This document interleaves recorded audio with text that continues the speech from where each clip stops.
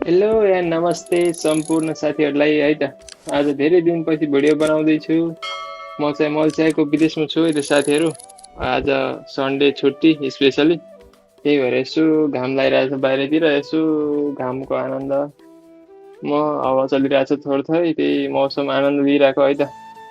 अनि यस्तै छ भन्नुपर्छ, मल्सियाको बसाइ पनि 1 वर्ष भइसक्यो। मल्सी आएको पनि कमाइ धमाइ छैन, बस्यो खायो हल्लियो है त। यसो भिडियो सिडियो बनाऊँ भनेको अहिले गाह्रो छ नि त, खासै बाहिर निस्किन पनि पाइँदैन, त्यही भएर भिडियो बनाउन पनि पाइँदैन।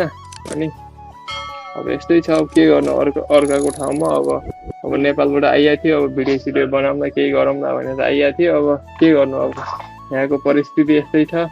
अनि गाह्रो छ नि, अब अहिले झन् गाह्रो छ। अहिले अब यस्तो बाहिर साहिर निस्किन पनि पाइँदैन। अनि त्यस्तै छ भन्नुपर्छ। अनि आफ्नोहरू सुनाउनु। हजुरहरू पनि तर युट्युबमा लागि पर्नु भएको छ, फेसबुकमा लागि पर्नु भएको छ, केही गर्न चाहनुहुन्छ सोसियल मिडियाबाट भन्नुहुन्छ भने लागि पर्नुहोस्, भिडियो बनाउनुहोस्। युट्युबहरूमा फेसबुकहरूमा छ, आम्दानी नहुने कुरा होइन। लागि पर्नुहोस्, कमाउनुहोस् है त, आफ्नो राम्रो गर्नुहोस्।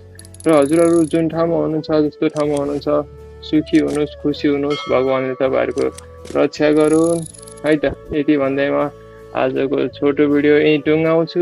हस्त नमस्ते सबैजनालाई, tata bye by, good lock. Like share comment पनि गरिदिनु होला। फेसबुकमा हुनुहुन्छ भने फलो गरेर हामीसँग जोडिनु होला, र युट्युबमा हुनुहुन्छ भने सब्सक्राइब गरेर बेल आइकनलाई पनि दबाएर लाइक गरेर है त हामीसँग जोडिनु होला। Love you all guys, Tata.